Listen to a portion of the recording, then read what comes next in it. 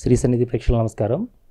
మనం ఎందరో యోగులను అలాగే మరెందరో గురువులను ఎన్నో ఆశ్రమాలను నిత్యం దర్శిస్తూనే ఉన్నాం.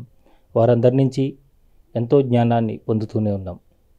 అయితే మారెళ్ళ రామకృష్ణ మాస్టర్ గారు, ఈ గురువుగారు మన ఆంధ్రప్రదేశ్ అంటే ఉమ్మడి ఆంధ్రప్రదేశ్లో ఎన్నో ఆశ్రమాలు నెలకొల్పి, అలాగే కేవలం వారి శిష్యులే కాకుండా యావత్ భారతదేశం, నిజంగా చెప్పాలంటే మొత్తం ప్రపంచం అంతా ఎంతో సమృద్ధిగా ఉండాలని నిత్యము ఆకాంక్షించినటువంటి గొప్ప గురువుగారు. అలాంటి గురువుగారికి ప్రత్యేకమైన శిష్యురాలుగా మన విజయవాడలో ఉండవల్లిలో ఉన్నటువంటి గౌతమి గారు.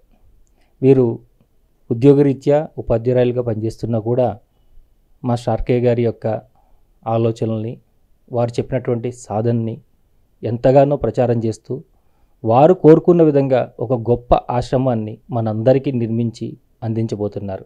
అయితే మరి ఈ క్రమంలో వారి యొక్క ఆధ్యాత్మిక అనుభవాల్ని, అలాగే వారికి ఆర్కే మాస్టర్ గారితో ఉన్నటువంటి సంబంధాన్ని, అలాగే వారు ఇప్పుడు నిర్మిస్తున్నటువంటి ఆశ్రమిక విశేషాలని మనం వారిని అడిగి తెలుసుకుందాం.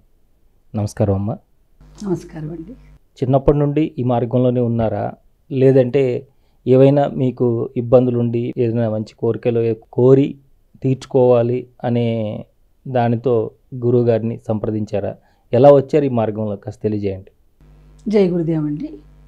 ఓం శ్రీం శ్రీ శ్రీరామకృష్ణ సమర్థ సద్గురు దేవాయ నమః. ముందుగా సత్యం గారికి నమస్కారం అండి. మీ ద్వారా ఈ యొక్క అనుభూతులు, శ్రీ దత్తాత్రేయ అనుగ్రహపీఠం, గాయత్రి తీర్థం, శ్రీరామకృష్ణ శాంతి ఆశ్రమం, ఇవన్నీ కూడా వెలుగులోకి వస్తున్నాయి. గురువుగారితో ఉన్న, మాస్టర్ గారితో ఉన్న నాకున్న సూక్ష్మ పరిచయాన్ని నేను చెప్తానండి. నాకు చిన్నప్పటి నుంచి ఆధ్యాత్మిక భక్తి భావాలు లేవండి. మా నాన్నగారికి బాగా ఉండేవి. ఒకప్పుడు విమర్శన చేసిన సందర్భాలు కూడా ఉన్నాయి. అలాంటప్పుడు ఆధ్యాత్మిక జీవితం మా శ్రీవారితోనే నాకు మొదలైందండి. మా వివాహం జరుగుతోంది. కళ్యాణ మండపంలో ఎదురుంగా పద్మాసనం వేసుకొని ఉన్న, ధ్యాన ముద్రలో ఉన్న శివుడి యొక్క పెద్ద చిత్రపటం చూశారు. ఆ క్షణంలో నాకు వివాహం ఎందుకు, ఇలా ధ్యానం చేస్తూ ఉండిపోతే సరిపోదా అనిపించింది. అదండి తొలి బీజం. ఆ తర్వాత మా హనీమూన్ కాశీ అయిందండి. కాశీలో అక్కడ 3 రాత్రులు నిద్ర చేసి వచ్చాము. ఆ తర్వాత శ్రీకృష్ణస్వామి అనే గురువుగారితో, వారి ఎక్కిర్యాల కృష్ణమాచార్య మాస్టర్ ఈకే గారి పరంపర అండి, ఆయన దగ్గర ప్రాథమిక హోమియో, ప్రాథమిక యోగా, ధ్యానం ఇవన్నీ నేర్చుకున్నాను. 94లో ఆయన పరంపదించారు. పరంపదించిన తర్వాత నాకు చాలా బాధ వేసింది. ఎవరు మనకు గురువుగా ఉంటారు? ఏదో కొద్దిగా ఆధ్యాత్మిక జీవితం మీద ఇప్పుడిప్పుడే స్థిరపడుతున్నానే, కొంచెం నేర్చుకుంటున్నానే, ఇప్పుడు మనకి ఎవరు గురువు అని చాలా బాధ కలిగింది. అలాంటప్పుడు 1996 జనవరి 24th, 25th, 26th ఆ 3 రోజుల్లో శ్రీ శ్రీరామకృష్ణ గారి యొక్క ప్రోగ్రామ్ని విజయవాడ ఓంకార ధ్యాన మందిరంలో నేను దర్శించడం జరిగిందండి. ఓంకార స్వరూపులైన గురుదేవుల్ని నేను ఓంకార ధ్యాన మందిరంలో దర్శనం చేయటం జరిగిందండి. ధారా భవానీ గారి ద్వారా గురుదేవులు పరిచయం అయ్యారండి. ఆ రోజున నేను అప్పటిదాకా చాలామంది గురువులను చూశాను. కానీ ఆ రోజున ఆయన తన ఉపన్యాసాన్ని పూర్తి ప్రాక్టికల్ వేలో చెప్తున్నారు. ఎట్లాగా? మీరు ధ్యానం చేయండి, కళ్ళు మూసుకోండి, శ్వాస గమనించండి, శ్వాస 5 భాగాలుగా లోపలికి వెళ్ళిపోతుంది. ఆ లైట్ ముక్కులోంచి వెళ్ళిన ఆ యొక్క వాయువు, గాలి లోపలికి లంగ్స్కి వెళ్ళేటప్పటికి 5 భాగాలుగా వెళ్ళిపోతుంది. కుడివైపు లోబ్స్లో 3 భాగాలుగా, ఎడమవైపు లోబ్లో 2 భాగాలుగా వెళ్ళిపోతుంది. అదే పంచముఖి గాయత్రి, అదే ప్రపంచము, అదే పంచతత్వాలు అని గురువుగారు చెప్పడం జరిగిందండి. మీ యొక్క శరీరంలో చూసుకోండి అనడం జరిగింది. అప్పటిదాకా థియరీ చదివిన నేను ఈ ప్రాక్టికల్ సెషన్ చూసి నేను చాలా సంతోషపడ్డాను. వీరు కదా సరైన గురువు అనుకున్నాను. ఆ తర్వాత మెల్లగా గురువుగారి దగ్గర గాయత్రి మంత్రోపదేశం పొంది, గాయత్రి మంత్రము, యజ్ఞము మా ఇంట్లో సత్సంగాలుగా చేసుకుంటూ వచ్చాము. 1997లో మాస్టర్ గారు శ్రీ దత్తాత్రేయ అనుగ్రహపీఠాన్ని, మీరు చూస్తున్న ఈ యొక్క పీఠం స్థాపించడం జరిగిందండి. అంటే వారు స్థాపించడం అంటే వారు పెద్దగా కొబ్బరికాయలు కొట్టి చేసి అలాంటి గురువుగారు కాదండి. ఫోన్లోనే మీ యొక్క అనుగ్రహపీఠం పేరు శ్రీ దత్తాత్రేయ అనుగ్రహపీఠము రాగానే మీరు ఒక ప్రశ్న వేశారు. దత్తాత్రేయ గురుపీఠం కదండి, పెద్ద దత్తుడి ఫోటో లేకుండా గాయత్రీమాత ఫోటో అంతా గాయత్రీమయంగా ఉంది ఏంటండి ఈ యొక్క పీఠం అని అన్నారు. కృష్ణమయంగా గాయత్రీమయంగా ఉంది ఏంటండి ఈ యొక్క పీఠం అన్నారు. గురుదేవులు ఏమైనా సెలవిచ్చారంటే శ్రీ దత్తాత్రేయ గురుపీఠం. దత్త అంటే మీరే దత్తులు. మీ యొక్క సమయ దానం, అంశదానం, మీ జీవితాన్ని ఈ ప్రపంచానికి దానం చేసుకోవడమే దత్తుడు. మీరు దత్తులు కావాలి అని గురువుగారు సెలవిచ్చారు. మీరు దత్తులు కావాలి, మీ దగ్గరికి వచ్చిన వాళ్ళందరూ దత్తులుగా మీరు మార్చాలి అన్న సత్సంకల్పంతో మాస్టర్ గారు ఒంగోలు శ్రీ గాయత్రి అనుగ్రహ పీఠం తర్వాత ఈ యొక్క అనుగ్రహ పీఠానికి శ్రీ దత్తాత్రేయ అనుగ్రహ పీఠం అని 1997లో నామకరణం చేశారండి. అప్పుడు మా నాన్నగారు శ్రీ గార్లపాటి చెన్నకేశ్వరరావు గారు, పరమపూజ్య గురుదేవులు శ్రీ శ్రీరామ శర్మ ఆచార్య, మాతా భగవతీదేవి పరంపరలో గురుదేవుల జీవిత చరిత్ర చదివి ఇన్స్పైర్ అయ్యి వారి యొక్క ఈ అఖండ దీపాన్ని స్థాపించడం జరిగిందండి. హరిద్వార్లో ఉన్న అఖండ దీపానికి వయసు 100 సంవత్సరాలు. ఈ యొక్క చిన్న పీఠంలో ఉన్న అఖండ దీపానికి వయసు దాదాపుగా 30 సంవత్సరాలండి. అప్పటి నుంచి కూడా పగలు రాత్రి ఆవునేతితో అఖండంగా వెలిగిస్తూ పూజ్యులైన మా నాన్నగారు ఈ పీఠంలో ఎన్నో సాధనలు చేశారు. మాస్టర్ గారు 2002-3 ఆ ప్రాంతంలో శ్రీ మహాలక్ష్మి సాధన అందించారు. విద్యారణ్య స్వామి ద్వారా మహాలక్ష్మి సాధన మాస్టర్ గారు అందుకొని మా అందరి చేత ఈ భారతదేశం సుసంపన్నం కావడానికి, ఆంధ్రప్రదేశ్ స్వర్ణాంధ్రప్రదేశ్ కావడానికి బాగా విస్తృతంగా హైదరాబాద్లోను, ఒంగోలు, విజయవాడ, గుంటూరు, వినుకొండ, నసరావుపేట ఈ యొక్క ప్రదేశాల్లో మహాలక్ష్మి సాధన విస్తృతంగా చేయించారు.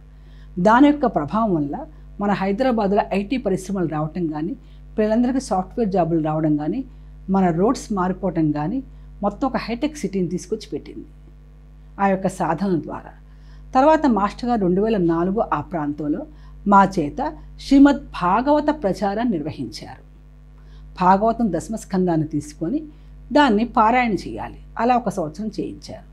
తర్వాత 2005లో చీరాల, ముంబై, చెన్నై సునామీ వచ్చిన తర్వాత మాస్టర్ గారు దీనికి నివారణ ఉపాయం ఏంటి, సునామీలు బాగా వస్తాయి, ఇక అనేక ఉత్పాదాలు వస్తాయి, దీనికి నివారణ ఏమిటని ఆలోచించి భాగవత సాప్తాహిక యజ్ఞాలు చేయించారు. శ్రీమద్ భాగవత యజ్ఞం పగలు రాత్రి 7 పగళ్ళు 7 రాత్రుళ్ళు. ఆ రోజున సుఖ మహర్షి మహారాజుకు బోధించిన రీతిగా 7 పగళ్ళు 7 రాత్రుళ్ళు కూడా మాస్టర్ గారు కూడా శ్రీమద్ భాగవత దశమస్కందాన్ని మహాయజ్ఞంగా నిర్వహింపజేశారు అనేక గ్రామాల్లో. మొట్టమొదటిగా మాస్టర్ గారు తిరుమల శ్రీ గోగర్భ క్షేత్రాలు చేశారు 7 పగళ్ళు 7 రాత్రుళ్ళు 2005లో. ఆ తర్వాత మా యొక్క ఈ చిన్ని పీఠంలో 7 పగళ్ళు 7 రాత్రుళ్ళు ఆ యొక్క హోమం చేశాం.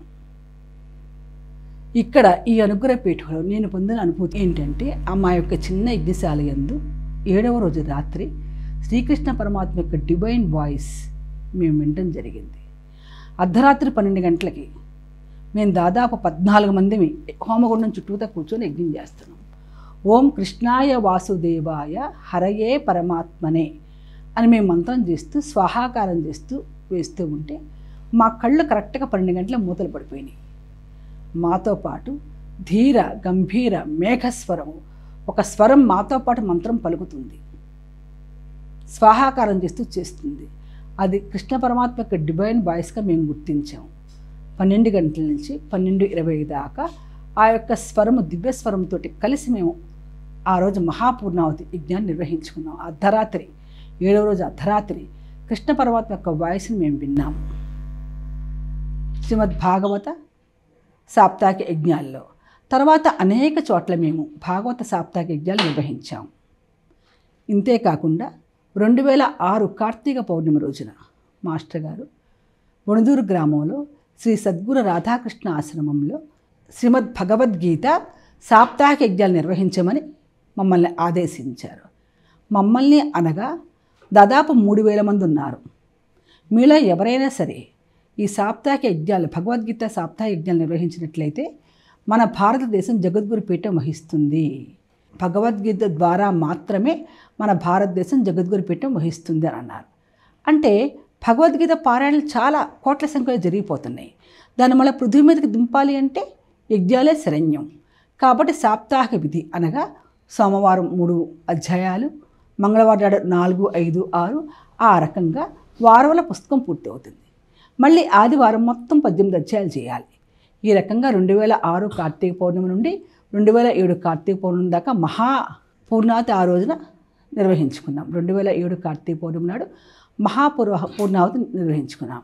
ఆ తర్వాత నుంచి ఈ భగవద్గీత యజ్ఞం కంటిన్యూటీ చేయడం నాకు అలవాటుగా, అభ్యాసంగా, ఇంకా చెప్పాలంటే వ్యసనంగా మారింది. ఆ గీత చెయ్యిందే నాకు పొద్దు పొడిచేది కాదు, స్కూల్కి వెళ్ళాలనిపించేది కాదు. ఆ తర్వాత శ్రీ మాస్టర్ గారు 2008 పావన కృష్ణానదీ తీరానికి ఆయన విచ్చేశారు. కృష్ణానదీ తీరాన ఉంది ఆశ్రమం. మాస్టర్ గారు ఏం చేశారంటే ఆ రోజు నుంచి గంగానదికి హారతలు ఎట్లా సమర్పిస్తున్నారో కృష్ణానదికి కూడా అట్లాగే హారతలు ఇవ్వాలని అన్నారు. ఇది ఒక కంటిన్యూటీ చేయండి అమ్మా, ఇది చాలా చిన్న 10 నిమిషాల పని. కానీ రానున్న రోజుల్లో కృష్ణానది 200 సంవత్సరాల తర్వాత అంతర్లీనమయ్యే అవకాశం ఉంది.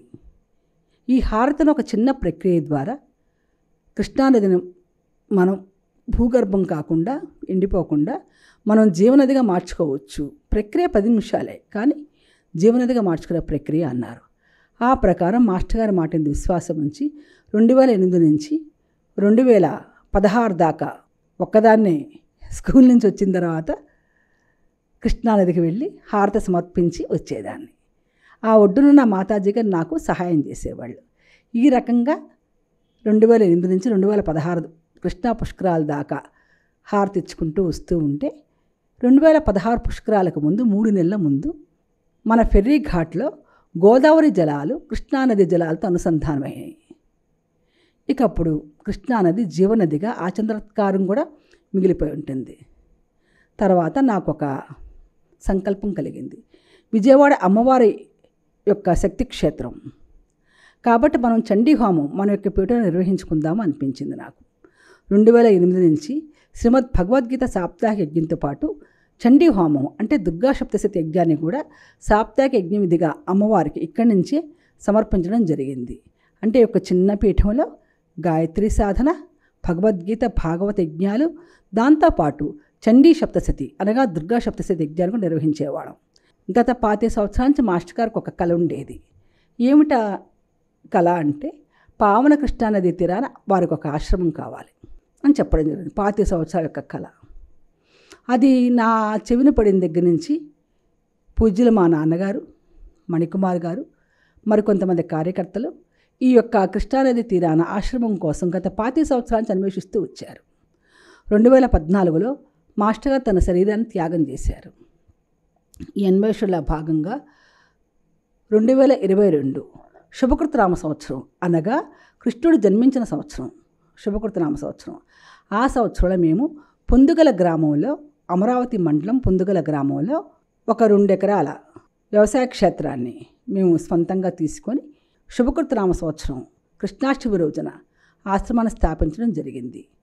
అక్కడే ఎందుకు తీసుకున్నాము అనగా ఈ యొక్క భగవద్గీత భాగవత యజ్ఞాలకు పరవశించిపోయి శ్రీకృష్ణ పరమాత్మ శ్రీ రుక్మిణీ సత్యభామ సహితంగా ఆ రైతుకి, ఆ వ్యవసాయం చేసే రైతుకి, ఆ పొలంగల రైతుకి 25 సంవత్సరాల క్రితం స్వయంభూలుగా దొరికారు. ఆ విగ్రహాల యొక్క వయసు 1600 సంవత్సరాలు. అక్కడ కృష్ణాలయం ఉండేదని మన ఆర్కియాలజీ డిపార్ట్మెంట్ వాళ్ళు అందరూ కూడా విగ్రహాలను చూసి నిర్ధారించారు. మాస్టర్ గారి సంకల్పాన్ని ప్రకృతిలోకి పంపించారు. 25 సంవత్సరాల క్రితం నాకు కృష్ణానది తీరంలో ఆశ్రమం కావాలి అన్నారు. భూమిలో ఉన్న కృష్ణుడు కొట్టాడు. కొట్టి భూమి నుంచి బయటకు వచ్చాడు. రైతు నాగలి వేస్తూ ఉన్నప్పుడు ఆ నాగటి చారణ 3 కూడా ఒక్కసారిగా ఆ విగ్రహాలు బయటపడినాయి. రైతుగారు అప్పటి నుంచి కూడా అక్కడే ఆ పొలంలో ఒక చెట్టు కింద విగ్రహాలను పడుకోబెట్టి తనకు చేతనైందిగా ఆరాధిస్తూ వచ్చారు. మేము ఆశ్రమ అన్వేషణలో భాగంగా ఆ స్థలం చూసి ఒక పక్కన కృష్ణానది, ఒక పక్కన కృష్ణుడు స్వయంభూ, ఇదే సరైన ప్రదేశము ఆశ్రమ నిర్మాణాన్ని భావించి గురువుల యొక్క సంకల్పంతో 2022 శుభకృతనామ సంవత్సరం కృష్ణాష్టమి రోజున గాయత్రి తీర్థం శ్రీరామకృష్ణ శాంతి ఆశ్రమాన్ని స్థాపించడం జరిగింది. గాయత్రి తీర్థం అనగా మా గురువుగారు శ్రీరామశర్మ ఆచార్య గారు గంగానది ఒడ్డున గాయత్రి తీర్థ్ శాంతి కుంజ్ ఆశ్రమాన్ని స్థాపించారు. అలాగే కృష్ణానది ఒడ్డున తీర్థం పక్కన ఉంది కాబట్టి ఇక్కడ గాయత్రి సంప్రదాయమే అనగా గాయత్రి మంత్ర విద్య, గాయత్రి యజ్ఞాలు అవే ఇక్కడ ప్రధానం. కాబట్టి మంత్రాల్లో నేను గాయత్రి ఛందస్సులు అన్నాడు శ్రీకృష్ణ పరమాత్మ. అదే మనకు ముఖ్యం కాబట్టి గాయత్రి తీర్థం కాబట్టి ఇది గాయత్రి తీర్థము శ్రీరామకృష్ణ శాంతి ఆశ్రమం అని నామకరణం చేయడం జరిగింది. గాయత్రి తీర్థం అనగా గాయత్రి మహావిద్యలు. శ్రీరామకృష్ణ శాంతి ఆశ్రమం అనగా గురువుగారి పేరు పెట్టాము ఆశ్రమానికి అనుకుంటారు. కానీ ఆ పనులు నెరవేర్చడానికి గాను శ్రీరామకృష్ణ మాస్టర్ గారు ఆ పావన పవిత్ర దేహాన్ని స్వీకరించారు. వారి నామంలో శ్రీ అనగా శ్రీ విద్య, శ్రీ మహాలక్ష్మి విద్య. రామ అనగా రాముడు సూర్యవంశస్థులు. ఈ సూర్యవంశస్థులు అందరూ కూడా గాయత్రి మంత్రాన్ని విధిగా పాటించేవాళ్ళు. రామరాజ్యము అనగా ప్రతి సూర్యోదయాన ప్రతి ఇంట్లో కూడా యజ్ఞం యొక్క పొగలు వస్తూ ఉండేట, హోమాగ్ని. అలాగే రామ అనగా గాయత్రి విద్య, గాయత్రి మంత్ర విద్య, గాయత్రి మహావిద్య. కృష్ణ అనగా చంద్ర విద్య. చంద్ర విద్య అనగా షోడశ కళలు, షోడశ చంద్ర కళలు, వీటన్నిటి గురించి తెలిపించే విద్య శ్రీ విద్య. చంద్ర విద్య అనగా శ్రీ విద్య. శ్రీ రామకృష్ణ శాంతి ఆశ్రమము. శాంతి అనగా ధ్యానము. మనిషికి ఎటర్నల్ పీస్ అనగా ఒక చక్కని శాంతి దేనివల్ల అనుకూరుతుంది అంటే ధ్యానం వల్ల మాత్రమే అనుకూరుతుంది. అందుచేత మన ఆశ్రమానికి గాయత్రి తీర్థం శ్రీరామకృష్ణ శాంతి ఆశ్రమం అని పేరు పెట్టడం జరిగింది. గత సంవత్సరం నుంచి అక్కడ శంకుస్థాపన చేసిన దగ్గర నుంచి అనేక సాధనలు చేస్తూ ఈ పీఠంలో గత 30 సంవత్సరాల నుంచి ఏ యొక్క సాధనలు జరిగినాయో అదే సాధనలు అక్కడ చేస్తూ వచ్చాము. ఆశ్రమంలో భాగంగా సాధకుల నిలయాన్ని మనం నిర్మింపజేసాము. ప్రస్తుతానికి శ్రీరామకృష్ణ నిలయం పూర్తయింది. ఆ పైన ఆశ్రమానికి సాధకుల నిలయం కోసం ఆ పై ఫ్లోర్ని శ్రీరామ శర్మ ఆచార్య నిలయంగా, ఆ పైన దాదా గురుదేవులు, ఆ పైన బ్రహ్మర్షి విశ్వామిత్రగా మనం నామకరణం చేయడం జరిగింది. ఆ ప్రక్కన యజ్ఞశాల. తర్వాత శ్రీకృష్ణ పరమాత్మనికి తర్వాత తదనంతర కాలంలో మనం ఒక మహా ఆలయాన్ని నిర్మించుకుందాం. తర్వాత గాయత్రిమాత మహామందిరం. మహామందిరం అనగా గర్భాలయంలో ఏకముఖి గాయత్రి, ఆవిడ ముందు పంచముఖి గాయత్రి, చుట్టూతా కూడా 24 గాయత్రి మాతలు ఉంటాయి. గాయత్రి మంత్రానికి 24 అక్షరాలు. 24 అక్షరాలకు గాను ఒక్కొక్క మాతకి ఒక్కొక్క విగ్రహము యంత్రంతో సహా ఉంటుంది. సాధకులు అక్కడ కూర్చొని గాయత్రి మంత్ర జపం చేసుకుంటారు. తర్వాత యజ్ఞశాలకు వచ్చి యజ్ఞం చేసుకుంటారు. అదే ఒక దివ్య ప్రణాళిక. ఆ తర్వాత శ్రీ కాశీనాయన అన్నపూర్ణ ఆలయం అనగా భోజనశాల. 1000 మంది కూర్చొని భోజనం చేసేలాగా భోజనశాల. ఆ తర్వాత ఒక 1000 మంది యోగ సాధనలు చేసుకుంటానికి కానీ ధ్యానం చేసుకుంటానికి ఒక ఆడిటోరియం. ఆ తర్వాత శివాలయం. తర్వాత చిట్ట చివరిగా శ్రీరామకృష్ణ ఘాట్. ఇవన్నీ ఆశ్రమ ప్రణాళికల భాగం. గోశాల, పచ్చని వృక్షాలు. మనకి 2028లో పుష్కరాలు రాబోతున్నాయి పావన కృష్ణానదికి. మన ఆశ్రమం కృష్ణానది ఒడిలోనే ఉంది కాబట్టి 2028 పుష్కరాల కల్లా ఈ యొక్క కట్టడాలని పూర్తయి ఆశ్రమం చక్కటి వెలుగులతో విరాజిల్లి ఆంధ్రప్రదేశ్ స్వర్ణాంధ్రప్రదేశ్గా చేయటంలో ఆశ్రమం తన యొక్క భూమికిని తాను పోషిస్తుందని అందరము కూడా ఈ యొక్క పనికే మనం అంకితమై చేస్తామని నేను తెలియజేసుకుంటున్నానండి. 7 పగళ్ళు 7 రాత్రులు శ్రీమద్ భాగవత యజ్ఞంతో చేసి కృష్ణాష్టమి రోజున మనం మహారాజసూయ యజ్ఞం చేశామండి. రాజసూయ యజ్ఞం అనగా రాష్ట్ర ప్రజలకు మేలు కూర్చేది. రాష్ట్రము అనగా హిందీలో దేశం అని అర్థం. దేశం యొక్క రాజకీయ పరిణామాలందుకు, దేశ సంపద యందు, పాడి పంటల యందు ఆ యజ్ఞం తన ప్రభావం తను చూపిస్తుంది. ప్రతి కృష్ణాష్టమికి కూడా ఇక్కడి నుంచి ఆశ్రమంలో రాజసూయ యజ్ఞంతో మహాపూర్ణాలు జరుగుతుందండి. ఆ తర్వాత మహాలక్ష్మి సాధనలు, దసరా మహోత్సవాల్లో దుర్గా సప్తశతి, నవదుర్గా సప్తశతి యజ్ఞాలు, నవచండీ హోమాలు జరుగుతూ ఉంటాయి. తర్వాత మనకు అతి విశేషమైన కార్యక్రమాల ఆశ్రమంలో జరగబోయేవి ఏంటంటే 2024 ఫిబ్రవరి 14వ తారీఖున రాబోయే వసంత పంచమి. వసంత పంచమి అనగా పూజ్య గురుదేవులు శ్రీ శ్రీరామశర్మ ఆచార్య గురుదేవుల ఆధ్యాత్మిక పుట్టినరోజు. ఆ రోజున విధిగా మనం అందరం కూడా మళ్ళీ కలుసుకొని మనం గాయత్రి మహాయజ్ఞం నిర్వహించుకుంటామండి. ఎక్కడైతే గాయత్రీమాత మహామందిరం మనం ఏర్పడుతుంది అనుకుంటామో ఆ ప్రదేశంలో మనం మహాయజ్ఞాన్ని మనం నిర్వహించుకుంటాము. ఆ తర్వాత గాయత్రి జయంతి జూన్లో వస్తుందండి. ఈ కార్యక్రమాలన్నీ కూడా ఆశ్రమంలో వైభవతంగా జరుగుతాయి. ఆశ్రమం యొక్క లక్ష్యం ఏంటంటే భారతదేశం తిరిగి జగద్గురు పీఠం వహిస్తుంది. అనగా భారతదేశం ఒకప్పుడు జగద్గురు పీఠమే. భారతదేశంలో విద్య నేర్చుకుంటానికి, విజ్ఞానం నేర్చుకుంటానికి నలంద, తక్షశిల లాంటి యూనివర్సిటీస్ ఉండేవి.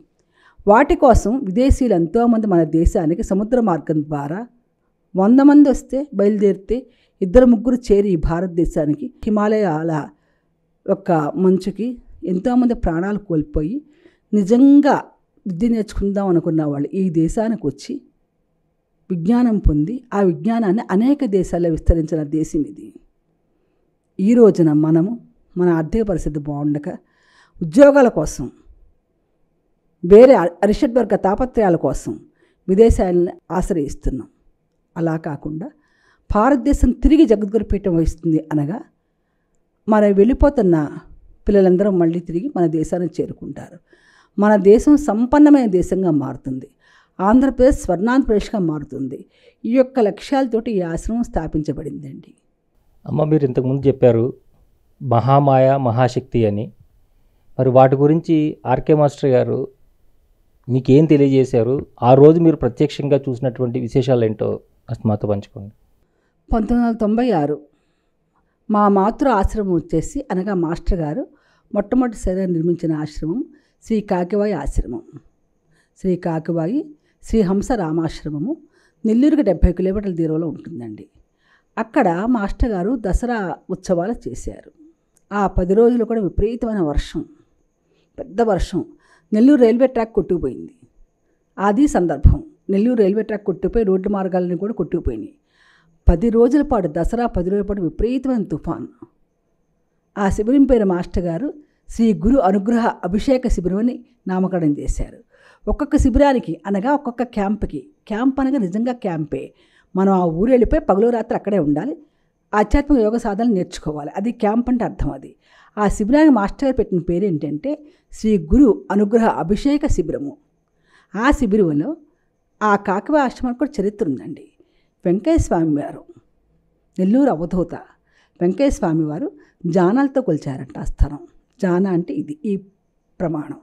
ముళ్ళ చెట్లలో ఆయన జానాలతో కొలిచి ఇక్కడ రానున్న రోజుల్లో ఒక మహానుభావుడు వస్తాడు, ఇక్కడ ఆశ్రమాన్ని కట్టిస్తారని చెప్పారు. 85 ఆ ప్రాంతంలో వెంకయ్య స్వామి వారు 85లో తన శరీర త్యాగం ఆ ప్రాంతంలో చేశారు. తర్వాత మన మాస్టర్ గారు 96వ సంవత్సరంలో అక్కడ కాకివాయి ఆశ్రమాన్ని స్థాపించడం జరిగింది. దసరా రోజుల్లో దుర్గాష్టమి రోజున రాత్రి పూజ్య మాస్టర్ గారు మహాయోగేశ్వరి దేవిని భూమిపైకి ఆహ్వానం చేశారు. ఎవరా మహాయోగేశ్వరి దేవి అంటే శ్రీకృష్ణ పరమాత్మతో పాటు యోగమాయ కూడా పుట్టింది. ఆవిడ నందగోపుడి ఇంట, యశోద నందగోపుల ఇంట వారి గర్భవాసాన యోగమాయ పుట్టింది. అదే క్షణంలో ఈయన ఇక్కడ కారాగారంలో పుట్టారు ఇద్దరు. తర్వాత ఈ కంసుడు అందరికీ తెలిసిన కథే కదా, శ్రీమద్ భాగవత కథే కదా.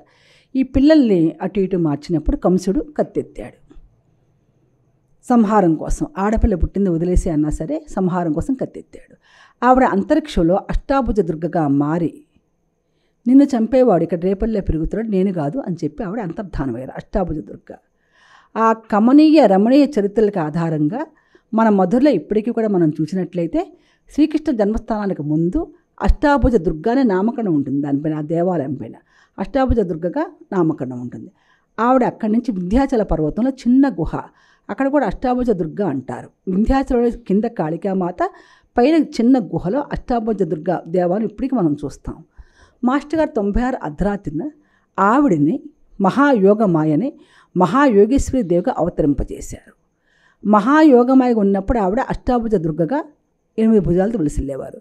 కానీ మహాయోగేశ్వరి దేవిని షట్చక్రాలకు ప్రతిరూపాలుగా 7 తలలు 14 చేతులతోటి ఆవిడ భూమి మీద అవతరించారు. 7 తలలు దేనికి చిహ్నము అనగా 7 చక్రాలు. మాస్టర్ గారు చెప్తూ ఉంటారు, ఎవల్యూషన్ చాలా స్పీడ్గా జరుగుతుందిరా అంటారు. ఎవల్యూషన్ చాలా స్పీడ్గా జరగడం అంటే ఒకప్పుడు మానవుడికి మణిపూర చక్రం దాకే 200 years బ్యాక్ దాకా ఉండేది.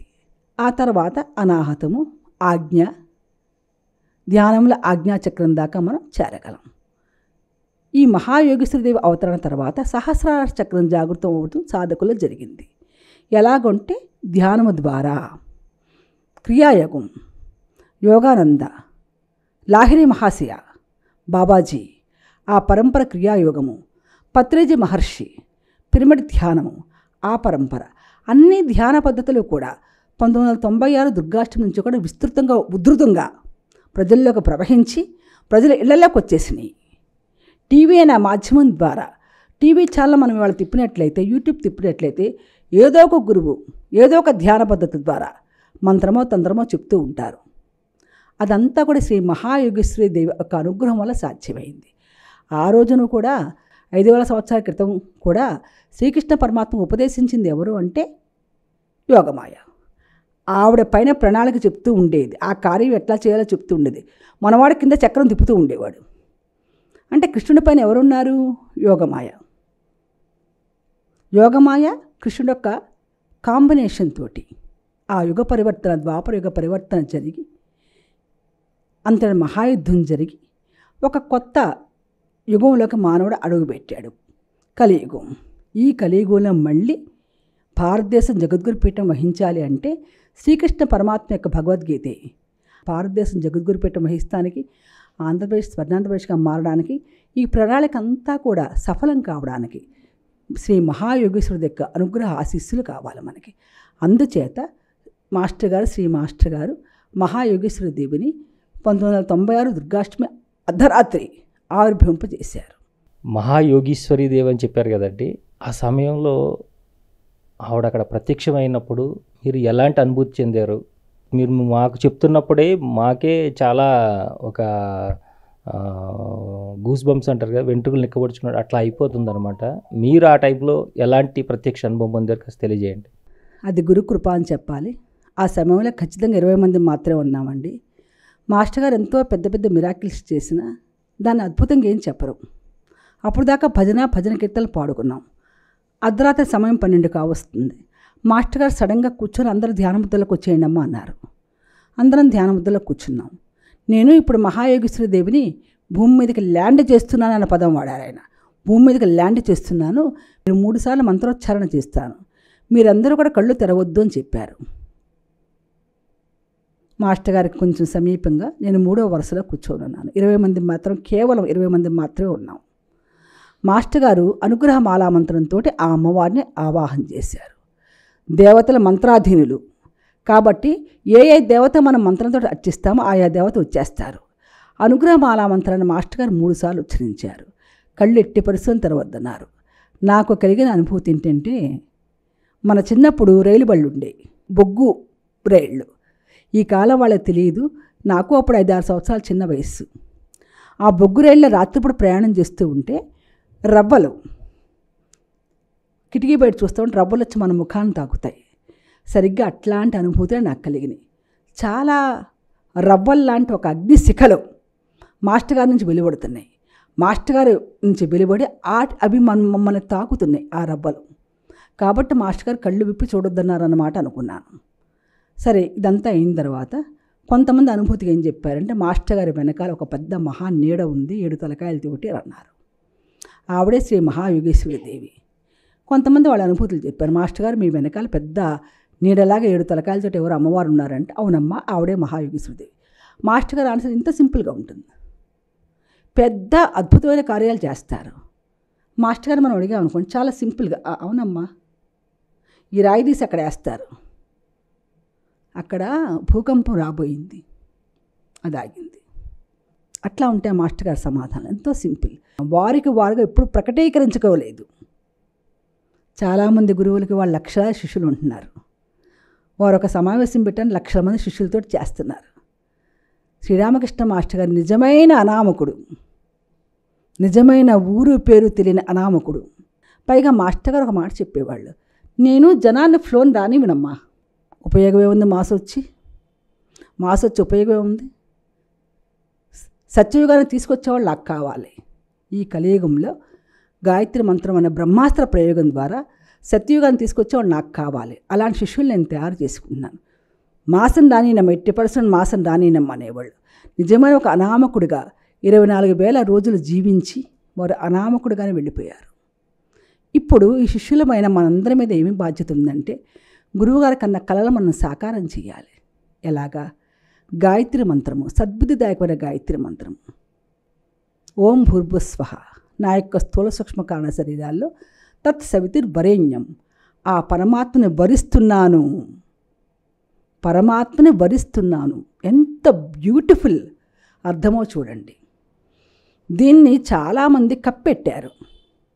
ఈ బ్యూటిఫుల్ అర్థం, బ్యూటిఫుల్ లైఫ్ మనకు దూరం చేశారు చాలామంది. కానీ శ్రీరామశర్మ ఆచార్య ఆ లాక్ను ఆయన తీసేశారు. కీలితం చేసిన దాన్ని, ఆ కీలితాన్ని, ఆ లాక్ను ఓపెన్ చేశారు శ్రీరామశర్మ ఆచార్య తన అఖండ తపస్సు ద్వారా. 66 సంవత్సరాల పాటు గో సంస్కారిత ఆహారం తీసుకొని, కేవలం ఆవు మజ్జిగ, గో సంస్కారిత ఆహారం ద్వారా రోజుకు 66 మాలలు జపం చేసి, 1 సంవత్సరానికి 24 లక్షలు జపం చేసి, ఆ యొక్క కీలితం అనే తాళం వేస్తున్న దాన్ని తీసేశారు. బ్యూటిఫుల్ అర్థం ఏంటంటే, ఆ పరమాత్మ నేను భరిస్తున్నాను, భర్గోదేవస్య ధీమహి, నా యొక్క అజ్ఞాన అంధకారాన్ని పోగొట్టి ధియో యోనః ప్రచోదయాత్, మా అందరు బుద్ధులు సన్మార్గం వైపుకు వెళ్ళుగాక. సింపుల్గా ఒక సెంటెన్స్లో మాస్టర్ గారు ఏమని అర్థం చెప్పారంటే, ఓ పరమాత్మ మా అందరికీ సద్బుద్ధిని ప్రసాదించు అనగా, గాయత్రి మంత్రం ఒక్కళ్ళు చేస్తే సద్బుద్ధి ఎవరికి చేరుతుంది? ఫలితం ఎవరికి చేరుతుంది? అందరికీ, మా అందరికీ.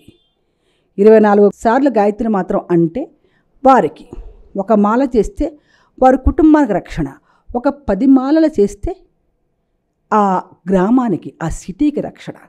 ఆ రకంగా ఆ గాయత్రి మంత్రాన్ని ఇవ్వబడింది. గాయత్రి మంత్రం సృష్టికి ప్రతిష్ఠ చేస్తుంది అనగా, విశ్వామిత్రుడు సృష్టికి ప్రతిష్ఠ చేసి నిరూపించిన మంత్రం. ఈ సద్బుద్ధిదాయకమైన మంత్రాన్ని ఈ యుగంలో పూజ్య గురుదేవుల కోరిక మేరకు మనం ఇంటింటా గాయత్రి మంత్రాన్ని తీసుకెళ్ళి యజ్ఞం చేయడం ఇంత సింపులా? చిన్న రాగి పాత్ర పెట్టుకోవడం కుదరలేదు, ఓ పెద్ద అఖండ జ్యోతి వెలిగించే మట్టిముకుడు పెట్టుకోవడం, 4 సమిధులు, 2 కర్పూరం బిళ్ళలు, 4 బియ్యపు గింజలు, లేకపోతే గాయత్రి పరివార వారు హవన ద్రవ్యం అని ఒకటి సరఫరా చేస్తారు. ప్రతి గాయత్రి పరివార ఆఫీసులో కూడా దొరికింది.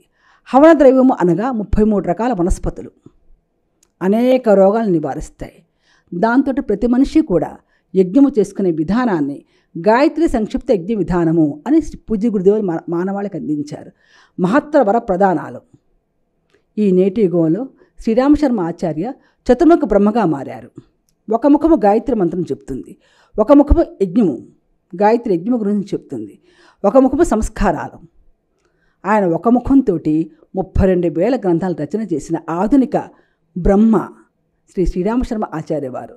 వారి యొక్క మానస పుత్రులు మన శ్రీరామకృష్ణ మాస్టర్ గారు. అది శ్రీరామశర్మ ఆచార్య గారు వెలుగులోకి వచ్చారు, చేశారు. మాస్టర్ గారు ఆ వెలుగులోకి రావడానికి కూడా నివారించి ఒక నిజమైన అనామకుడిగా 24,000 రోజుల జీవితాన్ని వారు జీవించారు. తమ శిష్యులు మాత్రం తయారు చేసుకున్నారు. ఒకరు మహాలక్ష్మి సాధనలు మాత్రమే అందించాలి. వేటపాలెం శ్రీ దత్తాత్రేయ అనుగ్రహ పీఠం ఉంది. వేటపాలెం శ్రీ దత్తక్షేత్రము, అక్కడ దత్త సాధనలు మాత్రమే చేయాలి. కాకవై శ్రీ హంసరామాశ్రమం, అక్కడ ముఖ్యమైన దేవుడు ఎవరంటే పంచముఖ శివుడు. ఆ పంచముఖ శివుడి గురించే అర్చించాలి. తర్వాత సహ్యాద్రి ఆశ్రమం, మా యొక్క ఆశ్రమాలు అన్నమాట. సహ్యాద్రి ఆశ్రమంలో దత్తుడు మాస్టర్ గారు ఆ యొక్క సముద్ర తీరంలో మాట్లాడుకున్నారు. ఇది ఎంతమందికి తెలుసు? దత్తుడు మాస్టర్ గారు సహ్యాద్రి సముద్ర తీరంలో నడిచారు, షికారు నడిచారు. అది సహ్యాద్రి ఆశ్రమమైంది. ఆ తర్వాత దాన్ని రామహంసాశ్రమంగా మార్చారు. మా యొక్క గాయత్రి పరివారం యొక్క ముఖ్యమైన ఆశ్రమంగా అది విరాజిల్లుతుంది. తర్వాత గురువుగారు అనేక పీఠాలు, కుందులవారిపాలెంలో ఒక ఆశ్రమం, తర్వాత వారు శరీరం త్యజించిన తర్వాత నూతనంగా వచ్చిందే గాయత్రి తీర్థం శ్రీరామకృష్ణ శాంతి ఆశ్రమం. ఇలాగా మాస్టర్ గారు తన శిష్యులు తయారు చేసుకున్నారు, యుగ పరివ్రాజకులు తయారు చేసుకున్నారు, యుగ సైనికులు తయారు చేసుకున్నారు. తద్వారా భారతదేశం జగద్గురు పీఠం, ఆంధ్రప్రదేశ్ స్వర్ణాంధ్రప్రదేశ్ వైపుకి వెళ్ళాలి. మాస్టర్ గారు పుట్టిన రాష్ట్రం ఏంటంటే ఆంధ్రప్రదేశ్. మాస్టర్ గారు బందర్ దగ్గర జన్మించారండి. ఈవేళ మనకి ఇంకా నార్త్ ఇండియాకి వెళ్తే మద్రాసీలు అంటారు, ఆంధ్ర అన్న సరిగ్గా తెలియదు, లొకేషన్ ఐడెంటిఫికేషన్ అవ్వటం ఇంకా వాళ్ళకి.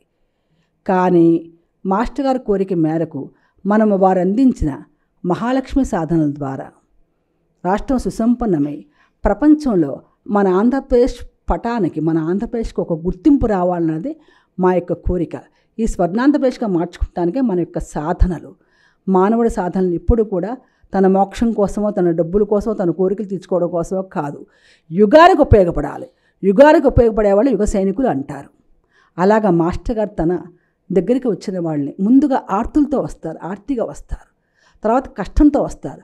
వాటన్నిటిని నివారింపజేసి ఆయన ప్రతి ఒక్కరిని కూడా యుగ సైనికుడిగా, యుగానికి సైనికుడు కూడా కాదు, ఇంకంతకన్నా మించిన పదవి ఏంటంటే దత్తులుగా ఆయన తయారు చేసుకున్నాడు. తన జీవితాన్ని మొత్తము కూడా ప్రపంచాన్ని దత్తత తెచ్చుకోవడమే దత్తుడు. అలా దత్తులుగా ఆయన తయారు చేసుకున్నాడు. తాను దత్తమై ముందు, తర్వాత తన దగ్గరికి వచ్చిన వాళ్ళందరినీ కూడా దత్తులుగా ఆయన తయారు చేసుకున్నాడు. అదే ఆయన శ్రీ దత్తాత్రేయ స్వరూపం. అమ్మ, ఇప్పుడు గాయత్రి మంత్రం జపం ఏదైతే ఉందో అవి చాలా వరకు కొంతమంది లక్షల్లో చేసే ఉంటారు ప్రతిరోజు కూడా, అయితే అజబ గాయత్రి నిత్యం జరుగుతున్న వాళ్ళు ఉంటారు.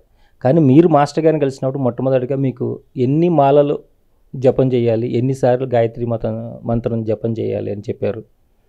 అంటే తక్కువలోనే మీకు మంచి రిజల్ట్స్ వచ్చేస్తాయని ఏదైనా ఆశ చూపించారా? అంటే మాకు పిల్లలు లేనప్పుడు బాబునిచ్చింది కూడా మాస్టర్ గారేనండి, వారి యొక్క దయే. కానీ తర్వాత మా పరిస్థితి ఎలా ఉందంటే మాస్టర్ గారే సర్వస్వం. ఒకానొక టైంలో నేను అడిగాను మాస్టర్ గారిని, మాస్టర్ గారు నేను జాబ్ చేయలేనండి, జాబ్ వదిలేస్తానండి అని అన్నాను. జాబ్ వదిలేస్తే నువ్వు పారాసైట్ అవుతావురా, నువ్వు జాబ్ చెయ్యాలి, నీ కష్టంతో నువ్వు చేయాలి, దత్తస్వరూపం కావాలి, మనం పారాసైట్ అవ్వకూడదమ్మా, జాబ్ మానొద్దన్నారు. ఆయన చెప్పింది ఎంత విలువైందో ఈరోజు నాకు అర్థమవుతుంది. ఆ చిన్న జాబుల మీద వచ్చిన ద్రవ్యంతో మనం స్థలాలు కొనుక్కున్నాం. మళ్ళీ ఆ ఫ్లాట్స్ని ఆశ్రమం కోసం అమ్మి, ఆశ్రమం కోసం మనం డెవలప్మెంట్ చేస్తున్నామంటే మన దగ్గర ఉన్న కష్టార్జితం వల్లే. గృహస్థగా జీవిస్తూ బయటికి వెళ్ళి జాబ్ చేసుకుంటూ మన కష్టార్జితాన్ని మనం తెచ్చుకుంటూ, అందులో 90% మాస్టర్ గారు చెప్పేవాళ్ళు, మజ్జిగన్నం తినేంత వరకు ఉంచుకుంటారా మీ దగ్గర, మజ్జిగన్నం తినటం కంటే కూడా ఎక్కువ అవసరమా, అవన్నీ ప్రపంచాన్ని దత్తత చేయాలనేవాళ్ళు. ఆ మార్గంలో ఆ విధానాలు మాస్టర్ గారు, శ్రీ మాస్టర్ గారు మమ్మల్ని నడిపించారు. వారి శిష్య పరంపరని ఎంతమందో ఆయన శిష్యులు ఆయన చెప్పినట్టుగా జీవించారు. అదేనమ్మా, అంటే ఎందుకంటే అందరూ గాయత్రి మంత్ర జపం గురించి చెప్తున్నారు. అంటే గురువుగారు మీకు ఈ గాయత్రి సాధన అనేది ఏ విధంగా చేయాలి, ఎలా చేస్తే దీని నుంచి మనం పూర్తి స్థాయి అంటే రిజల్ట్స్ అంటే దాని నుంచి మనం పొందవచ్చు అని గురుగారు మీకు తెలియజేశారు. కాస్త వివరంగా చెప్పండి మాకు. ధారా భవానీ గారి ద్వారా ఓంకార ధ్యాన మందిరంలో మాస్టర్ గారు పరిచయం అయ్యారు. తర్వాత మాస్టర్ గారు ఫస్ట్ ధ్యానము, యోగము గురించి ఆ రోజు ఉపన్యాసం విన్నాను. ఈమెకి గాయత్రి మంత్ర దీక్ష ఇవ్వండి అని భవానీ గారు కోరటం జరిగింది. మాస్టర్ గారు వెంటనే దీక్షానంగానే ఆయనకు ఒక ముసుగు, నాకు ఒక ముసుగు తెప్పి చేయలే, చెవిలో చెప్పలా, ముందు ఆరుబయటికి తీసుకెళ్లారు. ఆ సూర్య భగవాన్ నమస్కారం చేయమన్నారు. ఆ సూర్య భగవాన్ నమస్కారం చేసిన తర్వాత గాయత్రి మంత్రాన్ని చెప్పి రోజుకు 5 సార్లు చేయమన్నారు. అబ్బా, ఇలాంటి గురువు దొరుకుతాడా?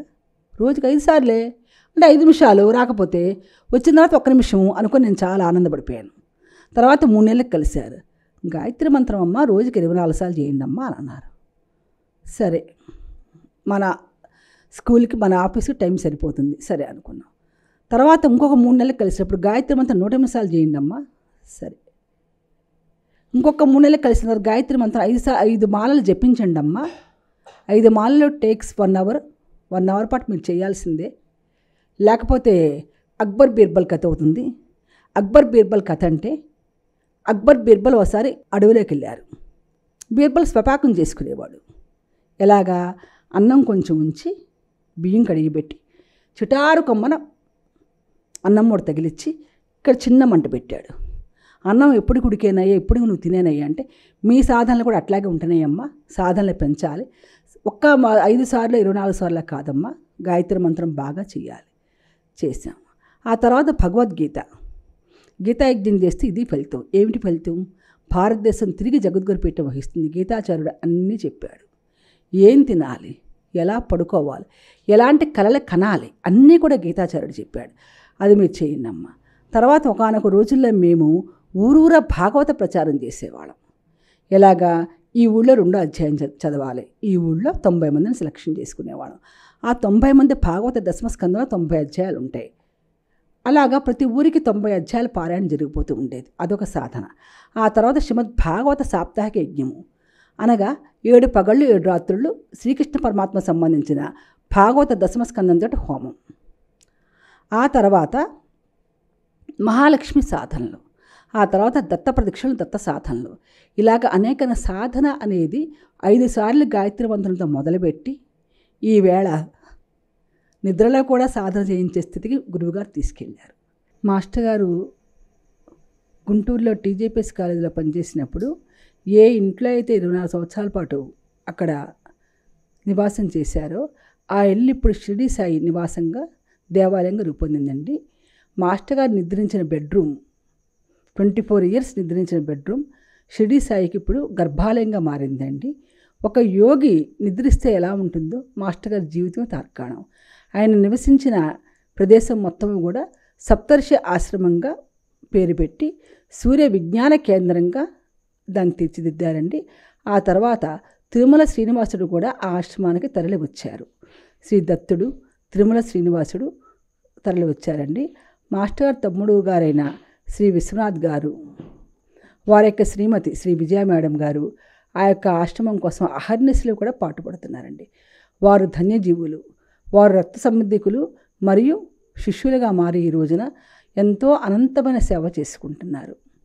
అలాగే హైదరాబాద్ శంబళ ఆశ్రమ నిర్వాహకులైన శ్రీ యుగంధర్ గారు, శ్రీమతి విజయశ్రీ దంపతులు కూడా వారి యొక్క జీవిత సర్వస్వాన్ని కూడా మాస్టర్ గారి దివ్య ప్రణాళిక కోసం వారి యొక్క జీవితాన్ని ఆహుతిగా సమర్పించుకుంటున్నారు.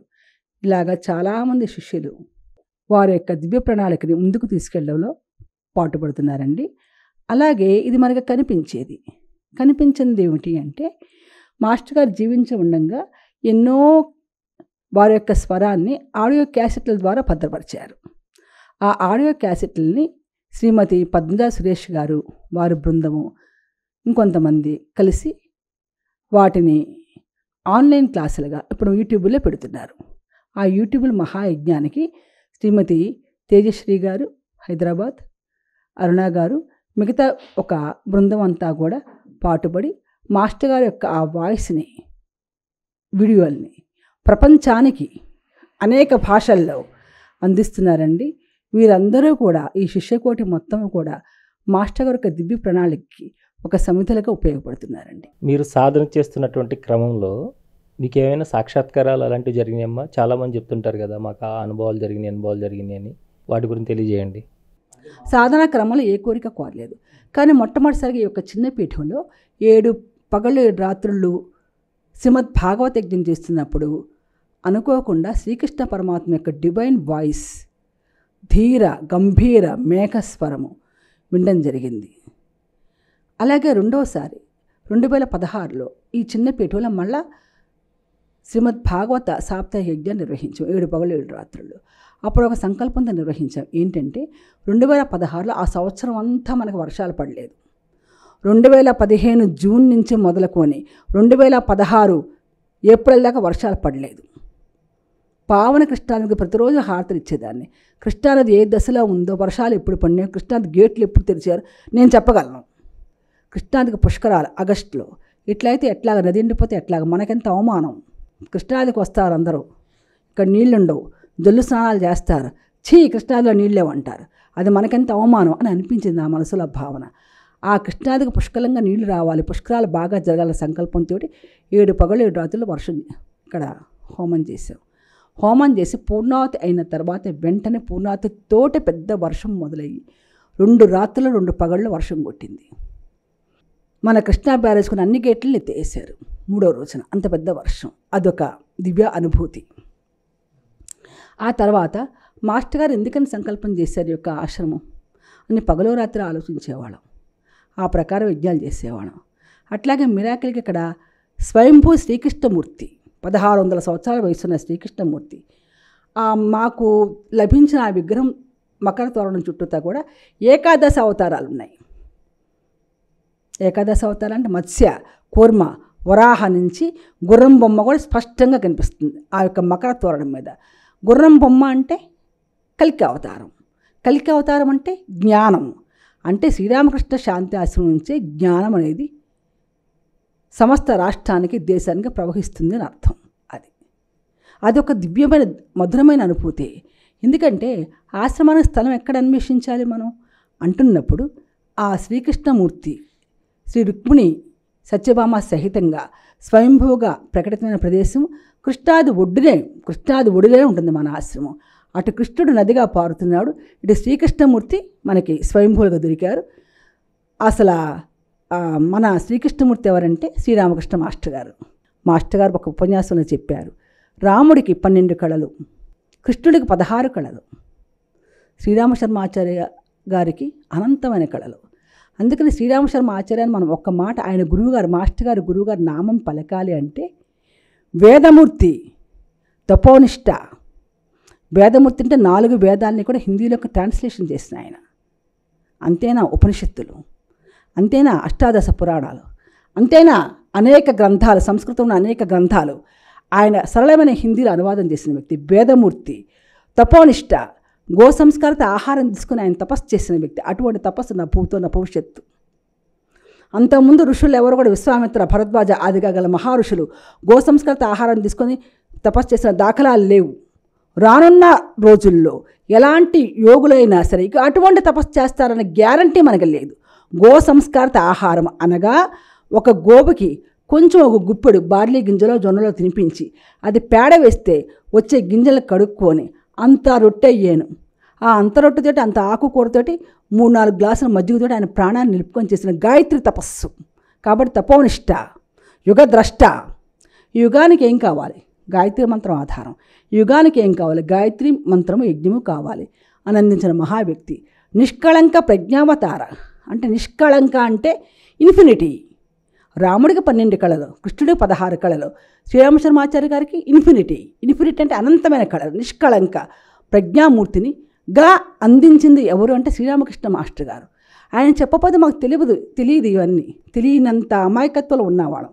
ఇక ఇంతకంటే నా దృష్టిలో మిరాకిల్ ఆయన చేసిన అద్భుతాలు ఏమీ లేవు.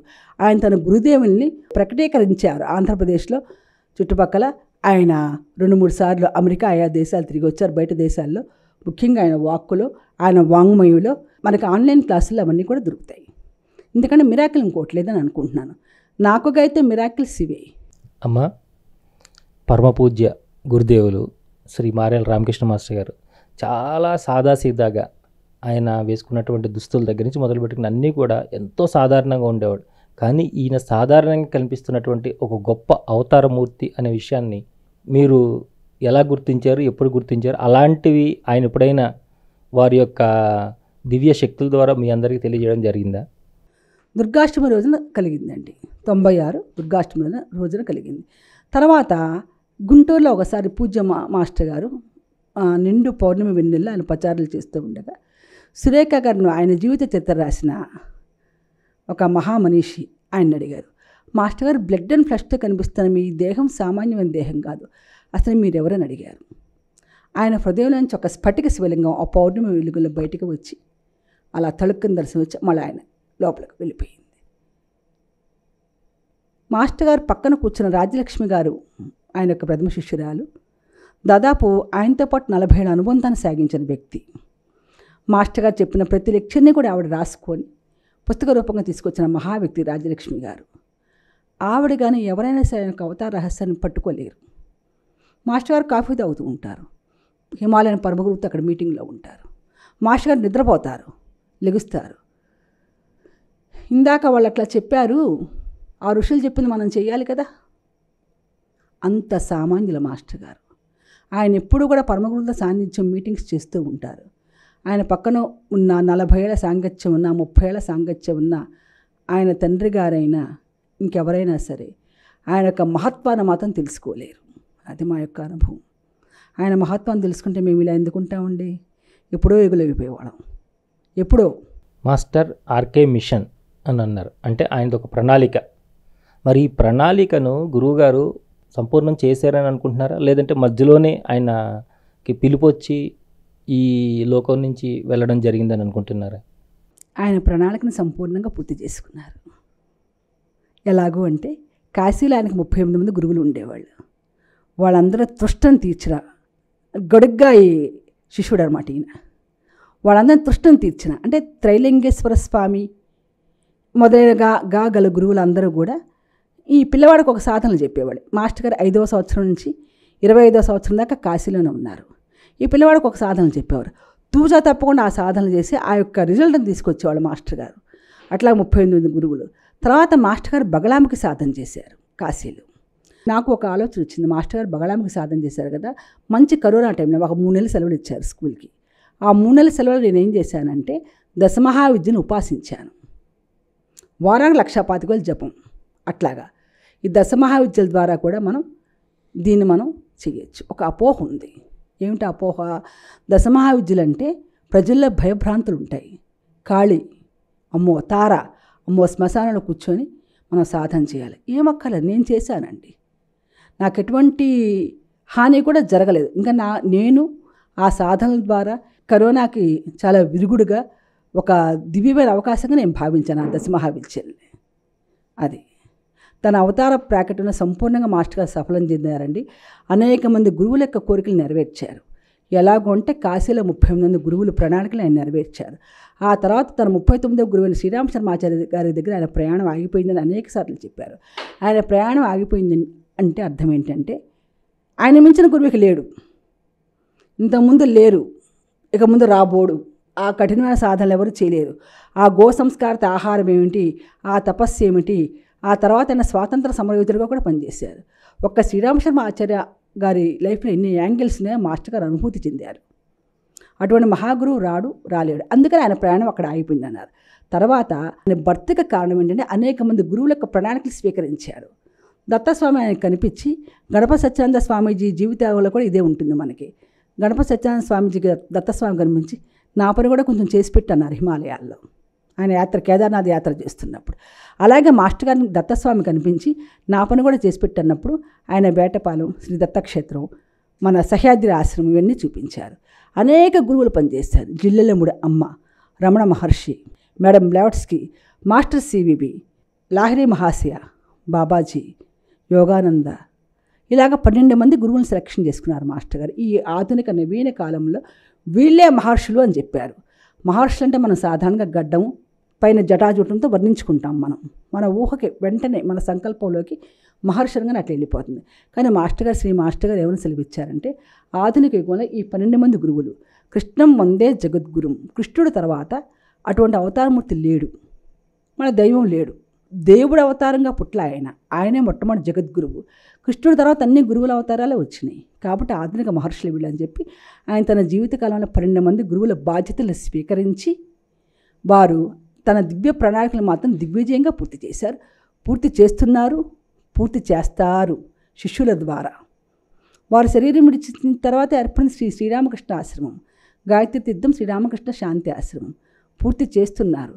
ఇప్పుడు వారి యొక్క సూక్ష్మ శరీరం స్థూల శరీరం కంటే 1000 రెట్లు ఎక్కువగా పనిచేస్తుంది. కారణ శరీరం 1,00,000 రెట్లు ఎక్కువగా పనిచేస్తుంది. నేను 25 ఇయర్స్ బ్యాక్ ఒక స్పీచ్లో, ఒక యజ్ఞంలో ఒక స్పీచ్లో నేను ఇప్పుడు 5 లక్షల మంది బాధ్యత తీసుకున్నాను అన్నమాట నేను స్వయంగా విన్నాను. ఇప్పుడు 5 లక్షలు ఎన్ని కోట్ల మంది చేరిందో పరమాత్మకు ఒక్కడికి తెలియాలి. ఆయన తన ప్రణాళిక పూర్తి చేశారు, తన జీవితకాలంలో చేస్తున్నారు, చేయబోతున్నారు. అది విశ్వ ప్రణాళిక. ఈ ప్రణాళిక ఏదైనా అంటే ఇప్పుడు దాకా మనం గొప్ప సత్సంగం చేసాము. నిజంగా మీరు చెప్తుంటుంటే కూడా మాస్టర్ గారే వచ్చి ఇక్కడ పక్కన కూర్చొని చెప్తున్నట్టుగా నాకు అనిపిస్తూ ఉన్నది. కాబట్టి ఇంత గొప్ప సత్సంగాన్ని మనం ఏదైనా ఒక శ్లోకంతో కానీ, ఒక కీర్తనతో కానీ ఏదైనా మీ ద్వారా మా ప్రేక్షకులకి అందించాలని కోరుకుంటున్నాను. వందనాలు వందనాలు ఓ గురుదేవా, అభివందన చందనాలు, శ్రీరామకృష్ణ వందనాలు వందనాలు. అమ్మ కన్న చల్లనైన అల్లదే నీ పిలుపు, పిలుపు పిలుపులోన కురియు ప్రేమామృత చినుకు, ఆ ప్రేమలోన మమ్ము సదా ఉంచుమవో గురుదేవా. వందనాలు వందనాలు శ్రీరామకృష్ణ అభివందన చందనాలు, శ్రీరామకృష్ణ వందనాలు వందనాలు.